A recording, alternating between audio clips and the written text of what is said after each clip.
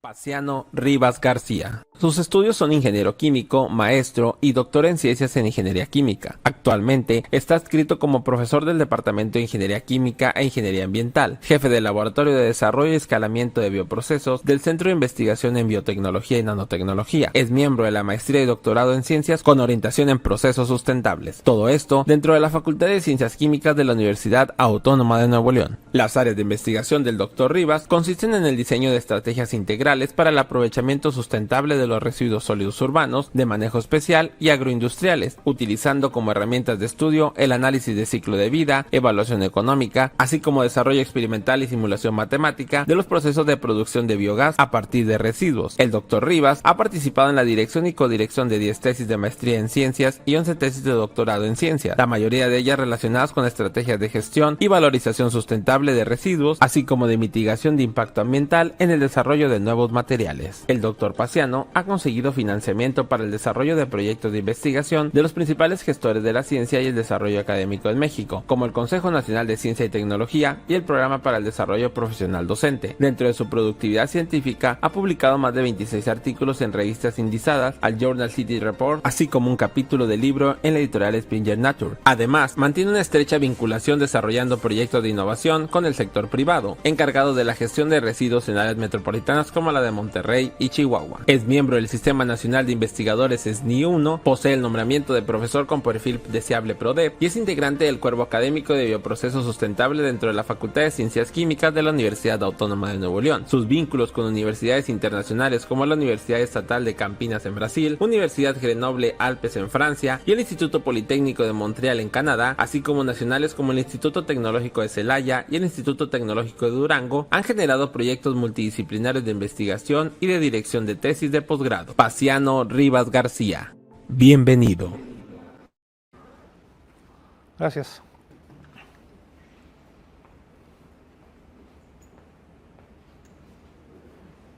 Listo. ¿Cómo están? ¿Sí? ¿Están dormidos o están despiertos? ¿Con sed? ¿Hay agua? A ver. Pues bueno, pues yo soy profesor y le doy clase a estudiantes como ustedes. Supongo que ustedes son estudiantes de licenciatura. ¿Qué estudian? Negocios internacionales. ¿Todos? ¿Ustedes qué estudian? Contador público. Administración. ¿Ustedes no estudian? También contador. Bueno, pues yo soy ingeniero, ¿sí? Entonces voy a llevar la conversación de una manera lo más simple para que nos podamos entender y pueda haber preguntas genuinas que yo les pueda responder, ¿sí? Bueno, vamos a empezar. La gráfica, la presentación tiene por título Radiografía de los residuos sólidos urbanos en México, sus deficiencias, retos y oportunidades de su adecuada gestión, ¿sí? Miren, ¿dónde está para...? Aquí. Yo trabajo en la Facultad de Ciencias Químicas, en el Departamento de Ingeniería Química e Ingeniería Ambiental, y me estoy adscrito al Centro de Investigación en Biotecnología y Nanotecnología, CIBIN. En ese centro de investigación realizamos proyectos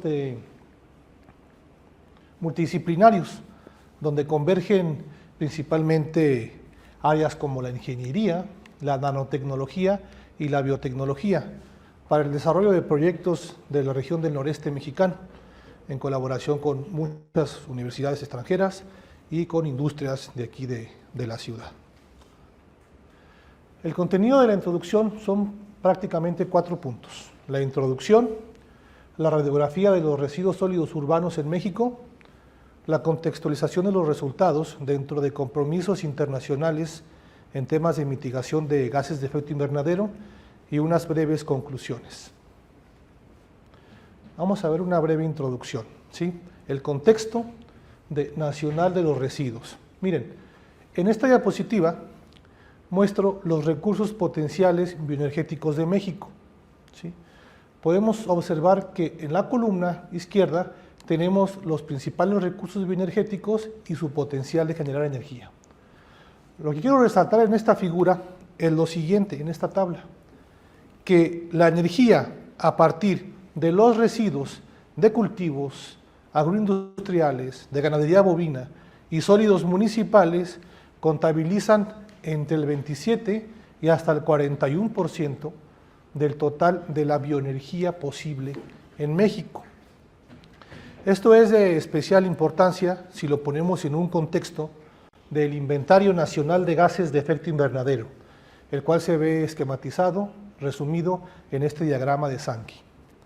Vemos cómo los principales sectores emisores de los gases de efecto invernadero, gases que calientan nuestro planeta, que calientan nuestra naturaleza, son fuentes móviles, generación de electricidad, consumo residencial y comercial, la industria petrolera, la industria en general, el sector agropecuario, la generación de residuos y la agricultura.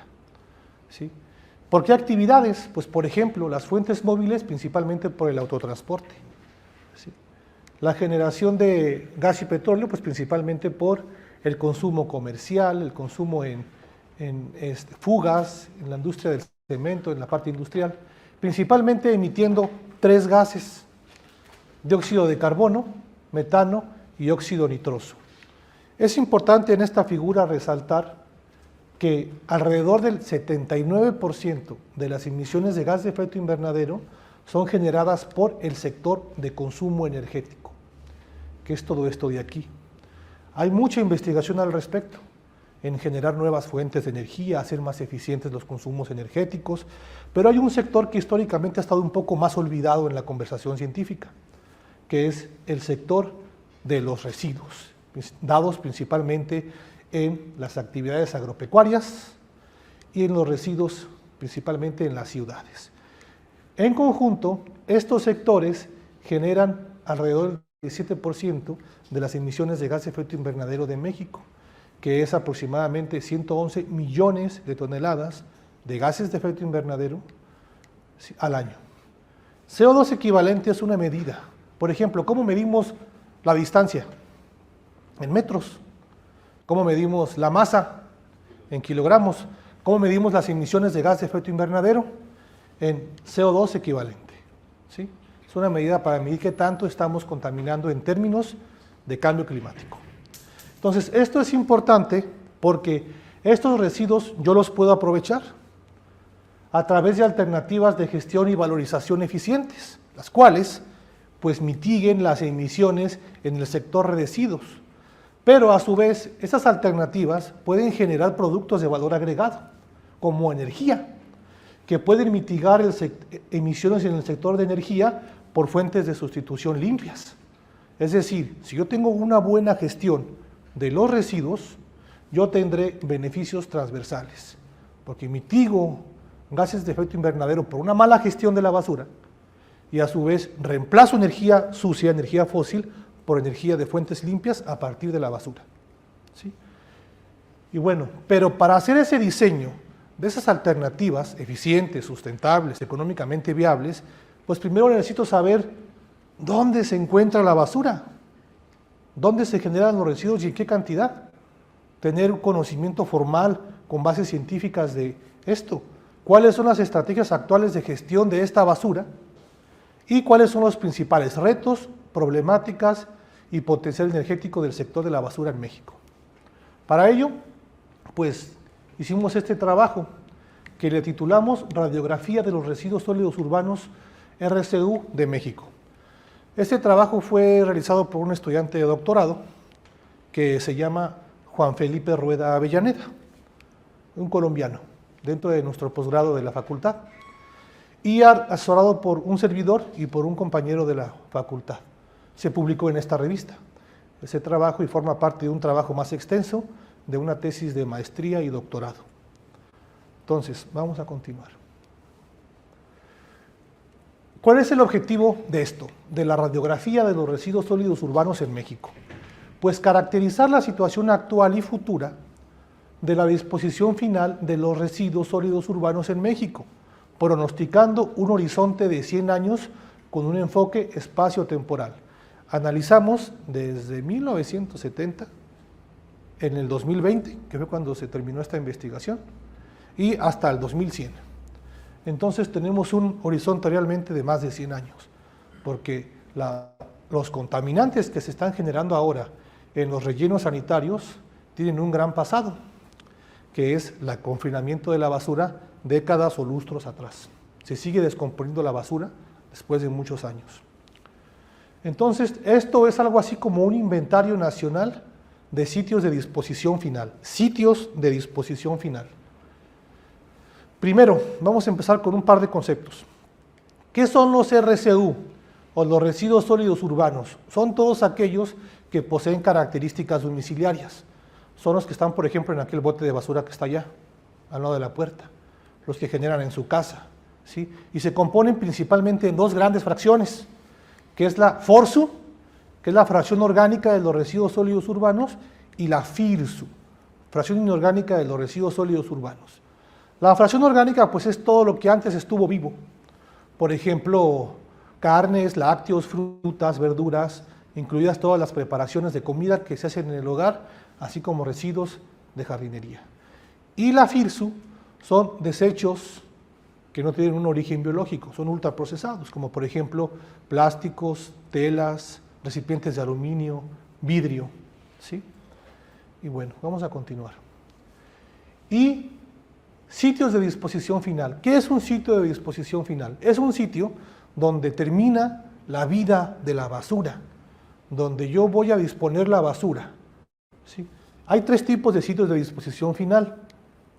Relleno sanitario, el que cumple a cabalidad la norma 083. Sitios controlados, que carecen de sistemas de prevención y filtración de lixiviados, no cumplen todos los puntos de la norma, tienen menos sofisticación tecnológica que un relleno sanitario, y tengo también tiraderos a cielo abierto, los cuales no poseen ningún control de emisiones ni de filtración de lixiviados por la basura. De estos hay muchos en México, ¿sí? Entonces, una vez teniendo en cuenta esos dos conceptos, RSU, FIRSU, FORSU y qué son los sitios de disposición final, cómo se clasifican, continuamos. Miren, en esta figura se presenta en el lado de la ordenada al origen un porcentaje, que es el porcentaje de cómo se dispone la basura en diferentes países, ¿sí? A través de 4 principales estrategias. Recuperación de material para el reciclaje o la reutilización de materiales, incineración con recuperación de energía, ¿sí? Quemar la basura sin recuperar energía y el relleno sanitario, ¿sí?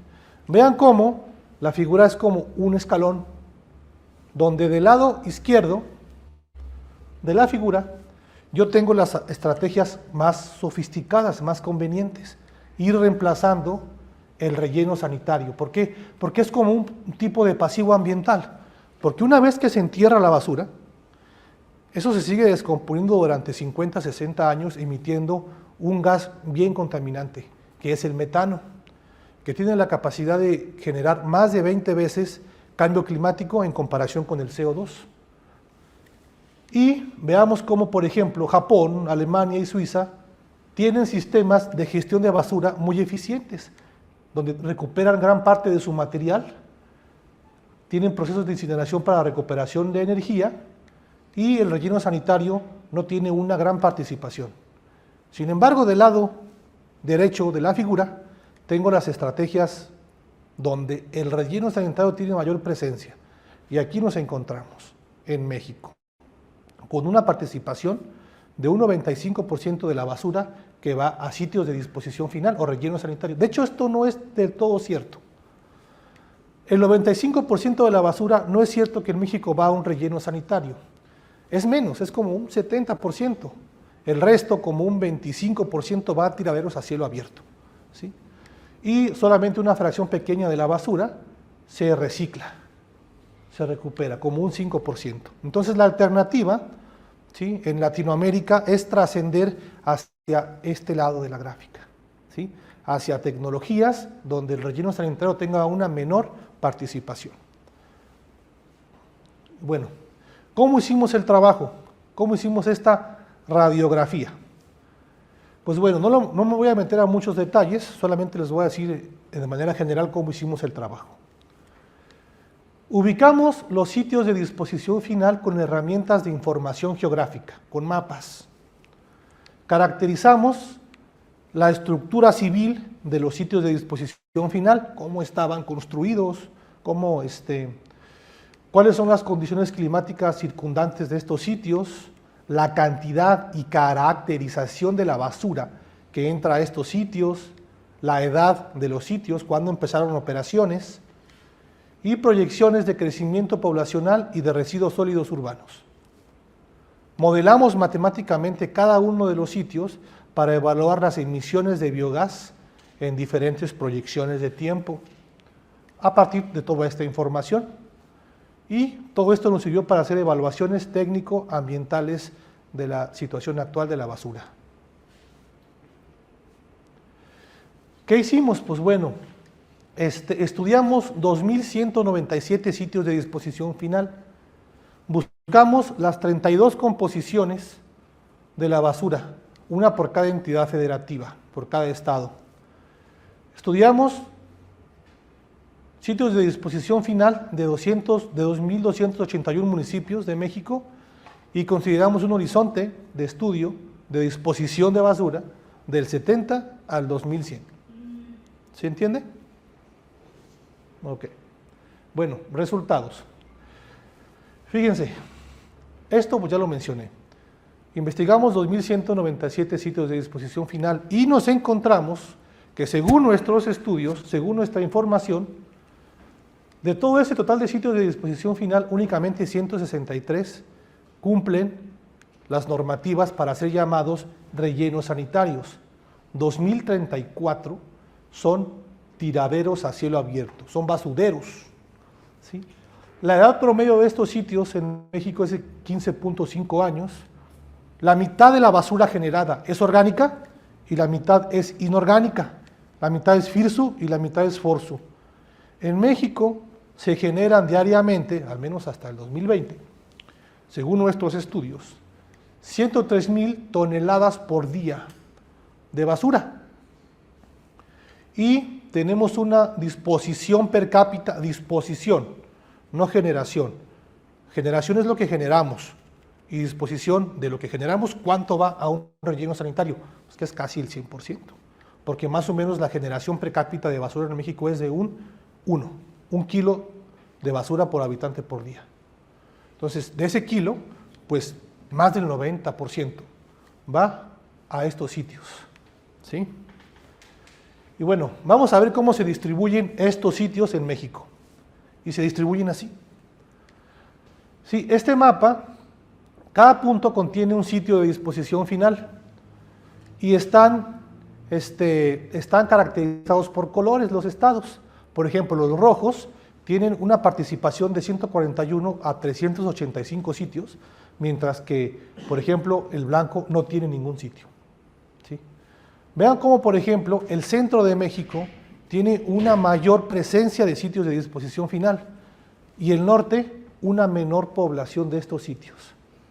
Esto tiene que ver principalmente porque la gestión de la basura en México de residuos sólidos urbanos es municipal. Entonces, municipios como por ejemplo estos de aquí, que tienen muchos municipios, pues tienen varios sitios y generalmente son tiraderos a cielo abierto. Oaxaca, por ejemplo, tiene 385 sitios, Veracruz 149 y Chihuahua 131, mientras que Aguascalientes, por ser estados muy pequeños, Colima y Tlaxcala tienen 1, 3 y 4. Tener sitios de disposición final muy chiquitos es un problema. ¿Por qué es un problema? Por algo que se le conoce como economía de escala. ¿Qué quiere decir eso de economía de escala? Si yo tengo, por ejemplo, una fábrica muy grande que produzca, por ejemplo, no sé, cerveza o botellas de PET, entre más grande sea mi planta, se supone que va a ser más barato generar una botella de PET o una cerveza, principalmente por los costos de mantenimiento y operación. Esta gráfica presenta algo más o menos así, que son el costo de los sitios de disposición final de residuos sólidos urbanos en dólares por tonelada, ¿sí? Y aquí tengo la capacidad de recepción de basura de esos sitios. Vean cómo sitios muy pequeños tienen costos de gestión de hasta $300 por tonelada, cuando son rellenos sanitarios que cumplen con normativa. Y cuando son sitios muy grandes, los costos caen de una forma exponencial, porque tiene este comportamiento. Fíjense, un relleno sanitario que reciba alrededor de 10 toneladas de basura por día, ¿sí?, cuesta 11.3 veces más que un relleno sanitario que recibe 1000. O sea, por tonelada es 11.3 veces más caro gestionarlo en sitios pequeños. Por lo cual, una alternativa a esto es sitios de disposición finales regionales, basureros regionales. En México sí hay de estos, tenemos 126, pero son nada más 6% del total de los sitios de México. Para eso se requiere cooperación intermunicipal, lo cual puede ser complicado por la legislación, por cuestiones de presupuesto, inversión y, como les comenté, legislación. Edad de los sitios. En esta figura les presento las 7 regiones geográficas, económicas de México. Noroeste, norte, noreste, que es donde estamos ahorita, oeste central, ¿sí?, hasta la península de Yucatán, que es donde está Cancún, ¿sí?, para que la ubiquen. Entonces aquí tengo yo la participación o la edad de los 2 principales sitios de México, relleno sanitario y tiradero a cielo abierto. ¿Sí? Veamos cómo los sitios más viejos se encuentran en el norte, con un promedio de entre 21 y 19 años. ¿Sí? Nuestro sitio tiene más de 35 años, el de aquí de nosotros, el de Salinas Victoria, pero pues son promedios, ¿sí? Ahora, imagínense, el sur tiene sitios muy jóvenes, ¿sí? Vean cómo, por ejemplo, en la península de Yucatán los sitios son muy jóvenes y los más antiguos son basureros. O sea, los rellenos sanitarios que existen tienen un promedio de vida, o bueno, desde que se empezó, como de unos 8 años, seguramente fomentado por el turismo, ¿sí? La edad promedio de los sitios en México es de 15.5 años. Tipos de sitios de disposición final. Vean esta tabla, por favor. En esta tabla tengo yo las 7 regiones, 8 regiones de México, ¿sí?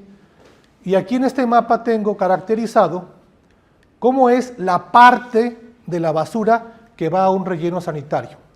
La parte de la basura o la basura que va a un sitio, a un relleno sanitario y a un tiradero a cielo abierto, ¿sí?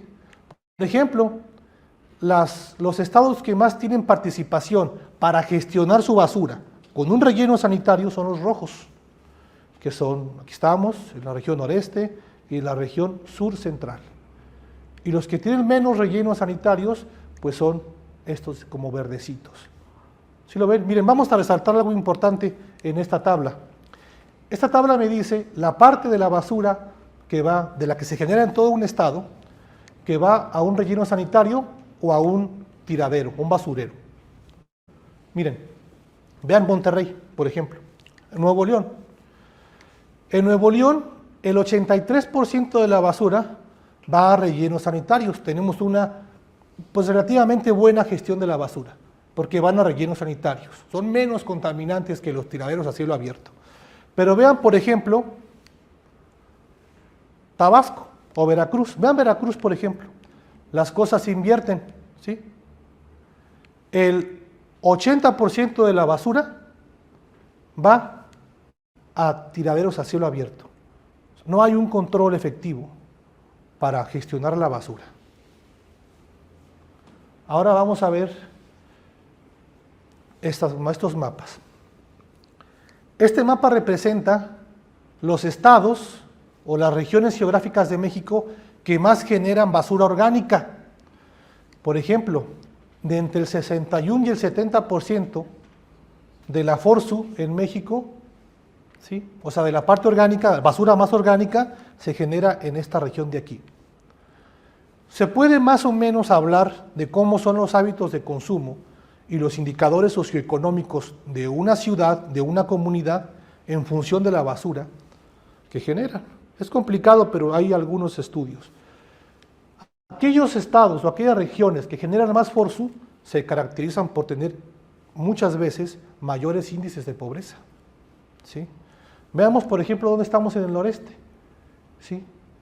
Nos ponderamos, nos promediamos con Tamaulipas, pero generamos más o menos como la mitad, poco más de la mitad de parte orgánica en la basura. ¿Sí? ¿Y quiénes son las regiones de México que más generan basura? Las que más generan basura, a mí sí me hizo muy interesante esto, investigamos el por qué. Las que más generan basura son la península de Yucatán, esta región, y la región noroeste. ¿Por qué creen que sea? Joven, ¿por qué creen que sea esto? Por los puertos. ¿Por qué? Por los puertos. Por los puertos. ¿Quién más? ¿Qué opinan? Turismo. Por el turismo. El turismo es un gran generador de basura y de basura orgánica, alimentos. ¿Sí? Por eso es que estas partes de México, estos estados tienen una mayor generación per cápita. ¿Sí? Ahora, vamos a ver cómo se genera biogás en esos sitios de disposición final. ¿Saben qué es el biogás? Ahorita el ingeniero habló de ello, ¿verdad? Es un gas natural que tiene metano y CO2. Es un gas combustible. Miren, en este mapa tengo puntos, y esos puntos representan el tamaño de las emisiones de biogás de los sitios de disposición final. Los sitios muy grandes, que son los rojos, generan más de 100 millones de metros cúbicos de biogás al año, mientras que los más chiquitos generan de 0 a 5 millones de metros cúbicos. Vean cómo solamente hay dos de este color, que es el relleno sanitario de Salinas Victoria, de aquí de nuestra zona metropolitana, y uno que se llama Bordo Poniente, de la Ciudad de México, que ya está clausurado. De hecho, la Ciudad de México no tiene un relleno sanitario, manda sus residuos a estados vecinos a confinarlos, porque no hay espacio. Miren, México, según nuestro inventario, genera 2.298 metros cúbicos de este biogás al año. Panamá, por ejemplo, genera 125, Argentina 902 y Brasil, que es un país más grande y más poblado que el de nosotros, genera menos. Esto puede deberse tal vez a la antigüedad de este dato, o yo lo asocio más a que en este país estrategias alternativas al relleno sanitario se están implementando en más presencia que en México. ¿Sí? Este biogás que se genera en los sitios de disposición final, como les comento, tiene metano. Tiene entre 45 o 55% de metano. ¿Saben qué es el metano? El metano es con el gas que ustedes cocinan en su casa. Ese es el metano, con el que ustedes hacen sus huevitos en la mañana y con el que se bañan. ¿Sí? Entonces, ese biogás, como tiene mucha energía, se puede aprovechar para generar electricidad o cualquier otro combustible. Pero en México es más común que genere electricidad. ¿Sí? Se dice que hay una limitante técnica para instalar un generador eléctrico en esos basureros, en esos rellenos sanitarios, que es que tienen que generar más de 5 millones de metros cúbicos al año. Únicamente 82 sitios cumplen con esta restricción técnica. ¿Sí? Que es el 4.6% de los sitios de disposición final. Eso no quiere decir que sea poco biogás el que se genera en esos sitios. ¿Sí? Vamos a ver por qué. Miren, según Semarnat, los sitios de disposición final se clasifican como A, B, C y D, y dependen de la cantidad de basura que reciben por día. Sitios que reciben menos de 10 toneladas son tipo D, son pequeños y son los más abundantes en México, son los tiraderos a cielo abierto. Y sitios que reciben más de 100 toneladas por día son los más generadores de biogás, pero son los más poquitos. Aquí en la zona metropolitana de Monterrey, fíjense, más o menos aquí en la ciudad, cada persona tira 1 kilo de basura por día, con esas características. ¿Cuántos habitantes somos en la zona metropolitana de Monterrey? Muchos. ¿Cuántos? ¿Cuántos creen? Somos más de 5 millones. Eso quiere decir que generamos más de 5 millones de kilos por día de basura, alrededor de 5,000 toneladas. Entonces, miren, tenemos un sitio de disposición final tipo A. ¿Sí lo ven? En esta gráfica que tengo aquí, tengo cómo se clasifican esos sitios en función de su capacidad de generación de metano, de biogás, perdón. Miren, por ejemplo, los tipo A, que son muy poquitos, son 166, son principalmente rellenos sanitarios y generan el 86% del biogás de México provenientes de la basura. ¿Sí lo ven? A pesar de que son pocos, generan mucho. ¿Por qué? Porque son muy grandes. ¿Sí? Estos sitios, de los 82 que existen, que tienen la capacidad para generar electricidad, únicamente 71 tienen la infraestructura disponible para hacerlo. ¿Sí? Continuamos. Ahora, vamos a estudiar un par de casos de estudios muy simples. Ya vimos que la basura es contaminante, porque cuando la mandamos a un relleno sanitario sin aprovecharla, sin reciclarla o sin aprovechar su contenido de energía, pues generan grandes emisiones de gases contaminantes. ¿Qué pasaría si se reduce la disposición de esta basura en los sitios de disposición final? Si a través de alguna estrategia cualquiera generamos menos basura o la basura va menos al relleno sanitario por cualquier causa. Y además, ¿qué pasaría si el biogás se aprovecha para generar electricidad? Vamos a ver. Planteamos 5 escenarios. El escenario tendencial, base as usual, que quiere decir la tendencia de disponer la basura permanece igual. No hacemos ningún cambio. Así nos vamos hasta el 2100, generando la misma basura y yéndose a los mismos sitios de disposición final. Y reducciones paulatinas de 25, 50 y hasta el 100%. Dejar de disponer basura en esos porcentajes dentro de esos sitios. Pero una cosa muy importante que hay que tomar en cuenta. No se están evaluando las alternativas de gestión, ¿sí?, que representan que esos porcentajes de basura no vayan al relleno sanitario, para solamente observar cuál es el efecto de dejar de mandar la basura a los basureros. Y miren, fíjense, aquí tengo esos escenarios. El verde es el escenario de continuar como lo estamos haciendo, y el negro es como si no va basura a los sitios. Y aquí tengo el indicador de cambio climático, en millones de toneladas de gases de efecto invernadero, ¿sí?, desde un horizonte del 2020 al 2100. En el 2020 se generó esta cantidad de millones de toneladas de CO2 equivalente en un año. ¿Por qué? Pues porque la basura está produciendo metano. La basura que se enterró hace 2, hace 4, hace 10, hace 20 años, hace 30 años, sigue generando metano dentro de estos sitios. Se dice más o menos que la basura genera metano hasta por 60 años, una vez que se entierra en los rellenos sanitarios. Fíjense, sin reducción, o sea, en el escenario verde, yo tengo una máxima generación de basura en el 2067, con una generación de 17.36 millones de toneladas. Pero si reduzco, por ejemplo, el 50%, mi pico máximo se viene al 2038, en 15 años más, ¿sí?, en 13.52, que es este de aquí, el 50%, el azul. ¿Sí lo ven? Y si no mandara basura, mi pico se viene a 9 años, con un pico no tan alto, de 12.81 millones de toneladas de CO2 equivalente. ¿Sí lo ven? Continuamos. Ahora, esto pues es mitigación de gas de efecto invernadero. Esto es bueno para el medio ambiente porque pues calentamos menos nuestro planeta y mejoramos un poco la salud humana. Entonces, ¿qué pasaría si contextualizamos esto en los compromisos de la COP21? ¿Pero qué es la COP21? ¿O qué fue la COP21? ¿Sí? La COP21 es lo siguiente. Tengo yo aquí diferentes sectores generadores de gases de efecto invernadero de México. En el 2013, por ejemplo, el sector de los residuos generó 31 millones de toneladas de gases de efecto invernadero.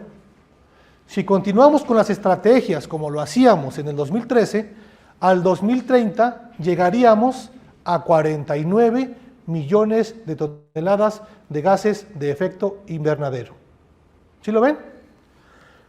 Pero ¿qué pasaría si yo establezco algunas estrategias, algunos planeamientos que el gobierno y las autoridades pertinentes establecieron alrededor de este año para mitigar este gas? Pues a 2030 no llegaré a 49, sino que llegaré a 35.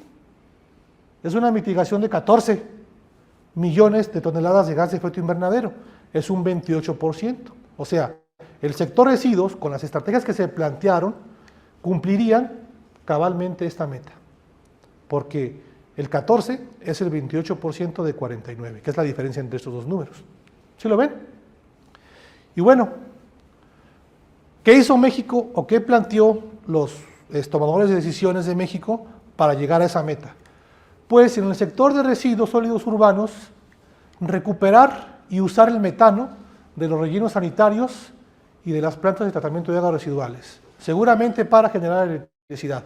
Pero no se estuvo hablando de reciclaje, no se estuvo hablando de producir biogás a partir de la basura, producir energía a partir de la basura. No se habló de ir minimizando la dependencia del relleno sanitario, nada más de recuperar el metano. ¿Sí? Y bueno, vamos a ver qué pasaría si dejáramos de mandar basura a esos sitios de disposición final en este contexto de la COP21. Y es lo siguiente, miren, aquí están los 4 escenarios. Al 2030, que es el horizonte de tiempo, únicamente entre el 2022 y el 2030, que son 8 años, ya no desde el 2013, porque ya, eso ya pasó, del 2022 al 2030, yo mitigaría, ¿sí?, con respecto al escenario tendencial, 16.09, 16.13 hasta 16.62 millones de toneladas de CO2 equivalente. ¿Sí lo ven? Y si yo ampliara mi horizonte al 2050, pues la mitigación es muchísimo mayor. Sin embargo, se parece mucho, ¿eh? O sea, parece ser que reducir la basura tanto, hacer tantos esfuerzos tan importantes para reducir esta basura, pues no tiene efectos tan notorios como la del 25%. ¿Por qué será? Pues por lo siguiente. Miren, esta es la curva. Aquí es el año 2030. Pues la basura tiene una velocidad de generación de metano no tan rápida, va medio lenta. Entonces, eso se observaría más en años posteriores, como por ejemplo al 2050. Miren, aquí hay una reducción más notoria del verde al negro. ¿Sí lo ven? Por eso es que parece poco. Pero bueno, no es poco, porque 16 millones es más que 14, que es el compromiso de México ante la COP21. ¿Sí lo ven? Entonces, si se hiciera esto, si dejáramos de mandar el 25% de la basura al relleno sanitario, pues cumpliríamos con la meta. Pero para eso hay que establecer un montón de planeamientos municipales, cambiar, como lo decía el ingeniero pasado, la cultura de las personas, reducir, reutilizar, reciclar basura, ¿sí? Y bueno, vamos a continuar. Lo que deberíamos estar haciendo es aumento en las tasas de reciclaje, pero hay un problema ahí, como lo mencionaba aquí el maestro. ¿Por qué la basura, cuando la aventamos al camión, la mezclan? Pues hay una respuesta. Lo que pasa es que en una gestión de basura como la que tenemos ahorita, más del 60% del costo se lo lleva la recolección. Y aparte, ¿ustedes han visto cómo es el contorno de nuestra zona metropolitana? Pues tenemos una pata, que es la carretera nacional, y tenemos cerros adentro de la ciudad. O sea, recolectar la basura desde allá hasta Salinas Victoria, imagínense el costo que es. Y aparte no tenemos una, pero no es tan grande, una estación de transferencia. ¿Qué quiere decir eso? Que los camiones recolectores vayan ahí y viertan su basura en camiones más grandes. Eso reduciría los costos de combustible, pero nada más hay una, y es muy chica. ¿Sí lo ven? Entonces, por eso es un poco complicado hablar de estrategias de separación en la fuente de basura, porque es caro, pero a la larga pues es muy redituable. El problema es que las inversiones iniciales son altas y los Por lo general, los gobiernos municipales suspenden muchos proyectos al terminar su gestión, o los gobiernos estatales. Deberíamos también estar buscando en tecnologías waste to energy, recuperar la energía de la basura. Según la pirámide invertida de la gestión, de una adecuada gestión de la basura, primero debemos reducir. O sea, no comprar botellas de agua, por ejemplo, sino comprarme un termo. Reutilizar. Pues en lugar de comprar la botella de agua todos los días, cómprenla el lunes y que lo sirva toda la semana. Reciclar, que ya no está tanto en sus manos. Parcialmente sí, parcialmente no. Porque también el municipio tiene una gran responsabilidad en el reciclaje. Y luego, aprovechar la energía o los nutrientes de la basura. Por ejemplo, esas servilletas que tienen ustedes ahí, pónganles un cerillo, van a arder, tienen energía. Esa energía podríamos aprovecharla para generar productos como combustibles o como calor para las industrias, que aquí es lo que más tenemos, industrias. O por ejemplo, pues la basura orgánica contiene cosas benéficas para el ganado. El problema es que la zona metropolitana no tiene ganado cerca, pero se puede aprovechar para generar biofertilizantes a través del composteo. ¿Sí? Y todo esto generando tecnologías emergentes para la valorización de la basura. Y bueno, para finalizar, unas conclusiones muy breves.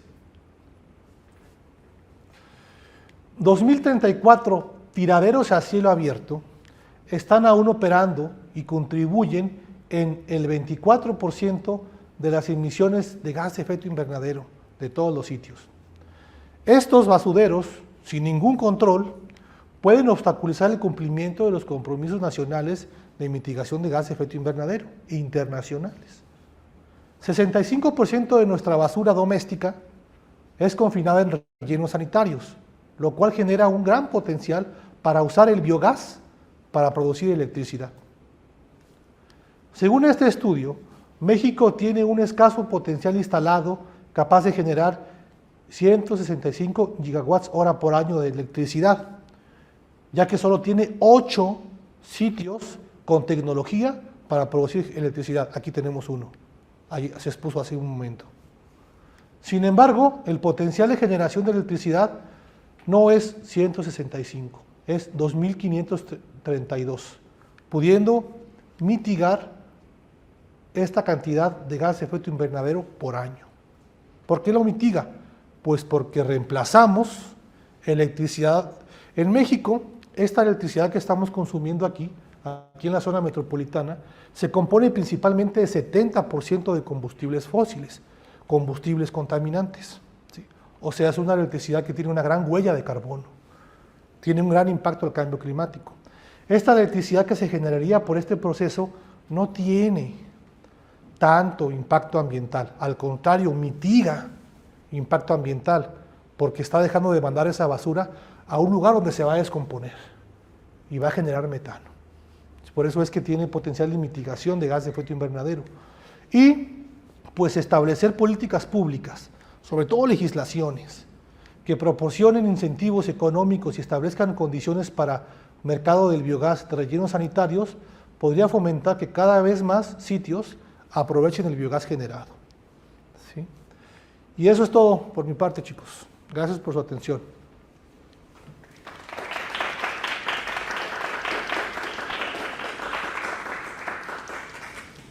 Preguntas que tengan para el doctor.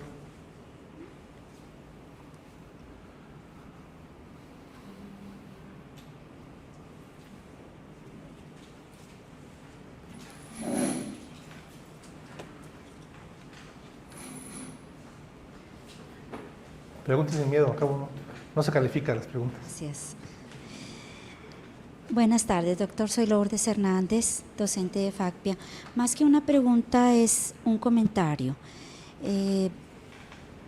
Con respecto a toda su charla, hemos podido apreciar que es muy necesaria la incidencia, incidir de manera propositiva. Y aquí tenemos pues un gran auditorio, ¿verdad?, tanto en la presencialidad como en la virtualidad. Y en mi opinión, considero que todos estos comentarios que usted nos hace nos dan un panorama holístico acerca del enorme compromiso que tenemos todos. Es como si dijéramos, cualquier granito de arena que uno aportaría va a poder tener impacto en indicadores, va a poder tener impacto en estadísticas, como suele suceder, por ejemplo, con algunas analogías. Por ejemplo, una que recuerdo ahorita, que dicen, oye, pues ¿para qué te esfuerzas en regresar una estrella de mar cuando va a haber 100 que no vas a poder o tener tiempo de hacerlo? Dice, sí, pero estoy haciendo la diferencia con esta. Entonces quise aprovechar ese recuerdo de esa analogía, porque considero que cualquier acción que nosotros realicemos en lo que respecta a lo que es los consumos, los residuos, el esfuerzo que hagamos para reusar o para que separemos la basura, independientemente de lo que en algún momento dado pueda suceder al final, es que no dejemos de esforzarnos, que establezcamos un compromiso, que el compromiso sea un compromiso real, genuino, pero sobre todo moral, con todos los demás, ¿verdad? Porque pues todos somos uno, al final de cuentas estamos los estudiantes, los docentes, las instituciones, los organismos, las dependencias y los mismos lugares que son el último destino de estos residuos. Ese es nada más un comentario. Sí. Muchísimas gracias. Gracias. Sí, es correcto. Eso tiene mucha relación con el éxito de la separación en la fuente. También uno de los principales obstáculos para que se dé la separación en la fuente, ¿sí? Tener basura menos mezclada, tener sistemas de recolección selectivos de basura para que sea más fácil la implementación de alternativas de valorización de la basura, comienza en la casa y comienza con la cultura de las personas, ¿sí? Es lamentablemente, a pesar de que somos una ciudad modelo en México, todavía no tenemos separación selectiva de la basura. Tenemos una planta de separación de basura que está en el sitio de disposición final, donde una fracción de la basura no tan grande que se genera en la ciudad entra ahí y separa la basura. Pero pues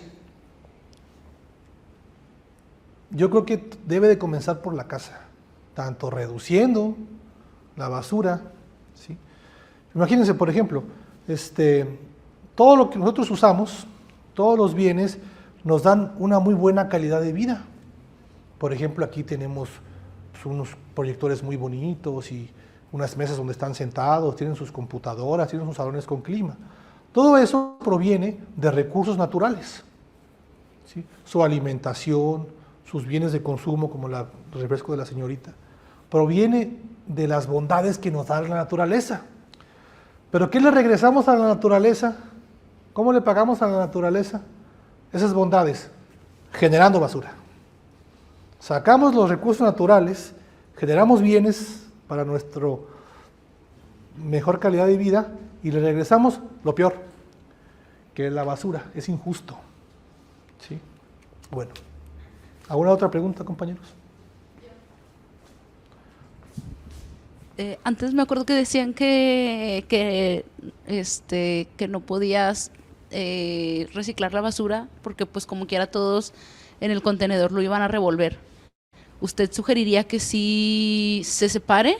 O sea, a pesar de que todo se lo lleve el contenedor, o que vayamos a lugares de disposición como donde venden aluminio, donde venden PET. Bueno, yo nunca he visto que el camión de la basura abra la bolsa. Yo nunca lo he visto, ¿sí? De hecho, los gestores de la recolección de la basura, los que se encargan de eso, en la zona metropolitana principalmente son sectores privados, como Red Ambiental y GEN. Tienen prohibido que las personas que operan el camión de la basura tienen prohibido abrir las bolsas para recolectar, como en otras partes de México sí se hace, ¿sí? Como hacer separación selectiva en el camión, está prohibido. Lo que yo recomiendo pues, es que su basura la lleve a centros de acopio. Hay varios, de hecho hay como drive-thru, creo que hay unos en San Nicolás, donde lleva su basura y le dan dinero. Yo sí le recomiendo que separe la basura, porque existe una realidad que muy pocos conocemos. Los camiones de la basura una parte va y se vacía en unos patios, donde se alimenta la basura a unas bandas muy grandes, donde hay varias mujeres que separan selectivamente la basura, principalmente aquella que tiene poder valorizable para el reciclaje. Seguramente eso facilitaría la labor de esas personas. Pero también, arriba del relleno sanitario, hay muchas personas que trabajan en el sector informal.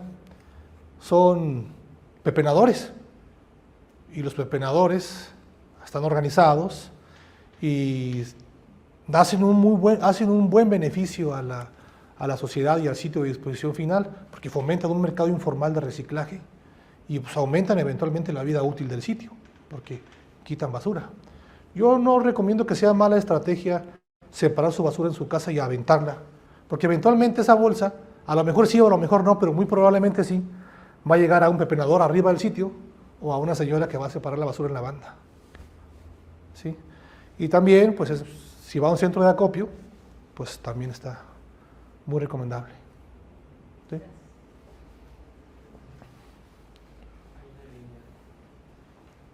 Más preguntas aquí en el recinto. Hay una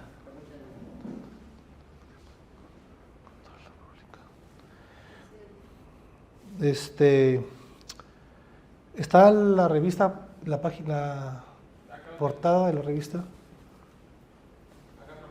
Sí.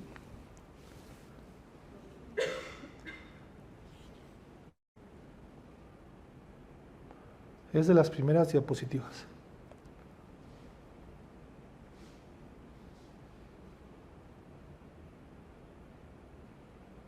también está la tesis, ¿no, doctor? Y también está la tesis en el repositorio de la universidad. Ahí está respondida la pregunta de la compañera.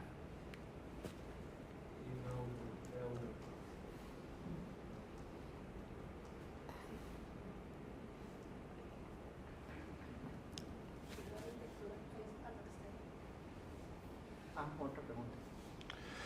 ¿Cómo podemos hacer un cambio en lo personal para impactar en las estadísticas representadas? Muy fácil, no tire basura. No genere tanta basura. Así puede hacerlo. Cómase todo lo que está en su plato, porque lo que está en su plato es lo que va a generar ese biogás del relleno sanitario. No tire basura. Así de fácil. Si se va al cine, cómase todas las palomitas, porque eso es lo que eventualmente se va a convertir en biogás y se va a ir a la atmósfera. Porque los sitios de disposición final, los rellenos sanitarios, si cumplen bien la legislación, deben tener una membrana arriba, cuando ya se clausuran las celdas. Y esa membrana, pues evita que el biogás se filtre. ¿Pero qué creen? Pues eso es nuevo. Y esta legislación no es tan vieja, entonces hay muchos sitios que no la cumplen. Entonces el biogás sí se va, sí se emite. O sea, no se captura el 100%. El biogás que utiliza la empresa del ingeniero, que antes se llamaba Benlesa, hace uso de una parte del biogás capturado en el relleno sanitario, pero mucho se está emitiendo porque tiene fugas ahí el sitio. No genere basura, esa es la respuesta. Eventualmente transite a un consumo menos dañino para el medio ambiente.